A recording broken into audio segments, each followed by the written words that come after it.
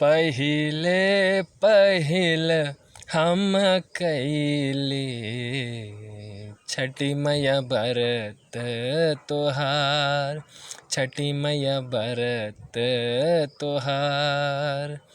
करिहा क्षमा छठी मैया, भूल चूक गलती हमार, भूल चूक गलती हमार। नमस्कार दोस्तों, मेरा नाम आकाश है और इस बार की जो मैंने कविता लिखी वो मैंने छठी मैया के ऊपर लिखी है।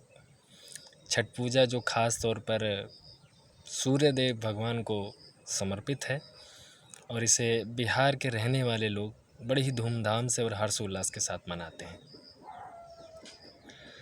मैं जहाँ रहता था वहाँ मेरे आसपास ऐसे कई सारे लोग थे जो इस त्यौहार को मनाते थे, तो मैं वहाँ जाता था और उन लोगों को वो जो भी कर रहे हैं, जिस तरह से पूजा कर रहे हैं, जो जो चीज़ वो अपनी टोकरी में लाए हैं, वो जो भी कर रहे हैं, मैं बस उन चीज़ों को चुपचाप एक जगह बैठ के या खड़ा होकर उस चीज़ों को देखता था और समझता था। छठ पूजा को समझने के लिए हमें पहले बिहार को समझना पड़ेगा। बिहार के मैं अगर रियल मीनिंग की बात करूं, उसका वास्तविक अर्थ की बात करूं तो कुछ और है, लेकिन आज के समय पे उसका इस्तेमाल किसी और चीज़ के लिए किया जाता है। अगर मैं रियल मीनिंग की वास्तविक अर्थ की बात करूं तो बिहार का मतलब होता है भ्रमण करना, घूमना, जो घुमक्कड़ हो, या सरल शब्दों में कहूँ गोल गोल घूमना, तो उसे बिहार कहा जाता है। सबसे अच्छा उदाहरण बिहार शब्द के लिए अगर मुझे कोई लगता है तो वो कृष्ण भगवान है। कृष्ण जो पूरे भारत में क्या पूरे आर्यव्रत में घूमे और लोगों को आध्यात्मिक मार्ग पर शिक्षा और दीक्षा देकर सभी का जीवन कल्याण की दिशा की ओर लेकर गए, और इसीलिए उनको बिहारी कहा जाता है, क्योंकि वो पूरे भारत में घूमे थे। और भारत में क्यों, और भी अदर कंट्रियों में भी वो गए थे।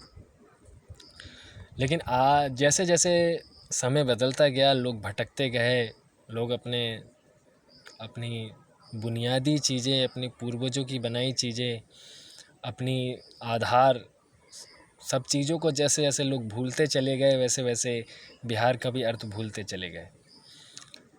आज के समय पर अगर किसी को हमें नीचा दिखाना है, किसी को छोटा दिखाना है, किसी को गंदा बताना है या किसी को असभ्य बताना है, तो हम उसको बिहारी कहकर बुलाते हैं।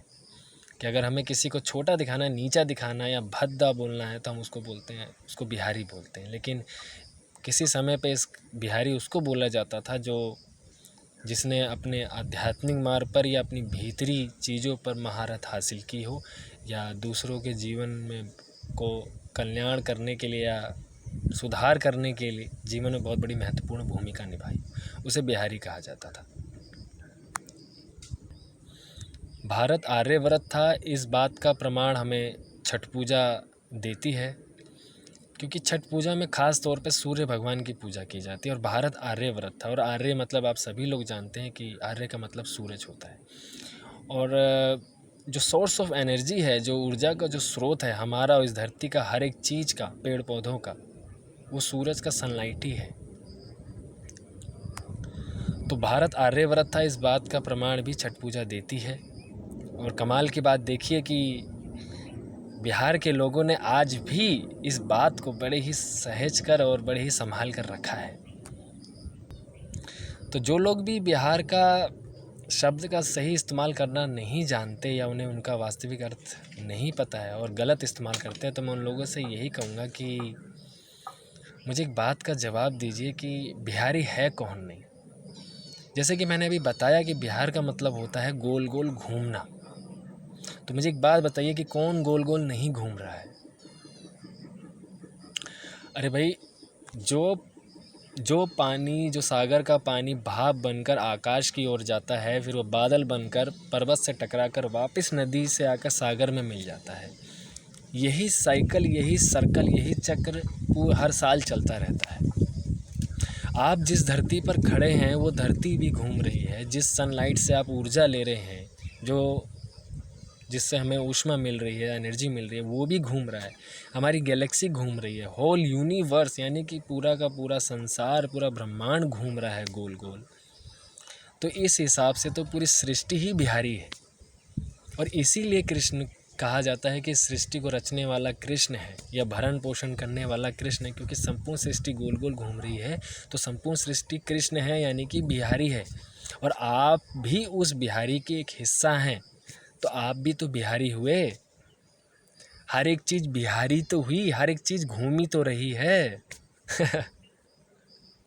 अरे भाई, हर एक चीज़ घूमी तो रही है। आप किसी पेड़ को देखिए, हर साल पतझड़ आता है, फिर उसमें फूल आते हैं, पत्तियाँ आती हैं, फल आता है, फिर पतझड़, ऐसे चलता रहता है ये साइकिल।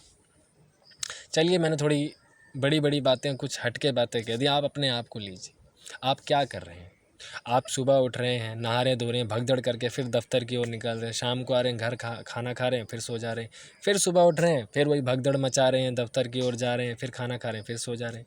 आप कमा रहे हैं, खर्च कर रहे हैं, कमा रहे हैं, खर्च कर रहे हैं, कमा रहे हैं, खर्च। आप ऊपर से खा रहे हैं, नीचे से निकाल रहे हैं, ऊपर से खा रहे हैं, नीचे से निकाल रहे हैं। तो ये क्या है? ये गोल गोल घूमना ही तो है।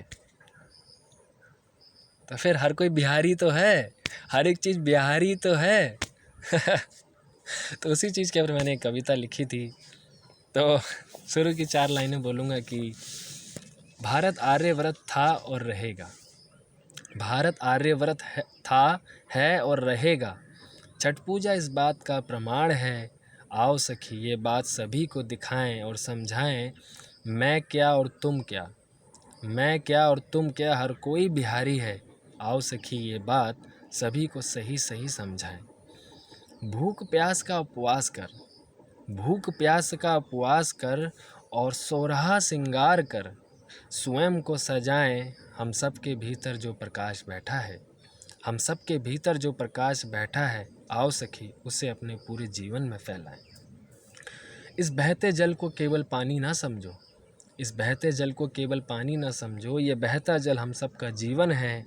आओ सखी अपने जीवन के सभी तमस को, आओ सखी अपने जीवन के सभी तमस को इस बहते जल में बिसराएं। आओ सखी छठ घाट की ओर बढ़ें, आओ सखी छठ घाट की ओर बढ़ें। मिलजुल कर छठी मैया का ध्यान करें। हमारे संपूर्ण कुटुंब को सूर्य, हमारे संपूर्ण कुटुंब को सूर्य प्रकाश से सदैव उज्जवल रखें। आओ सखी इस विचार के साथ, आओ सखी इस विचार के साथ छठी मैया का पूजन करें। आओ सखी आज मिलकर छठ घाट को सजाएं, आओ सखी आज मिलकर छठ घाट को सजाएं। सभी का जीवन सदैव उज्जवल और उन्नत रहे, सभी का जीवन सदैव उज्जवल और उन्नत रहे। इस विचारधारा को इस बहती धारा में बिसराएं। घोर अंधकार से सभी का जीवन प्रकाश की ओर बढ़े, घोर अंधकार से सभी का जीवन प्रकाश की ओर बढ़े। आओ सखी आकाश की ओर सिर उठाकर ये गुहार लगाएं।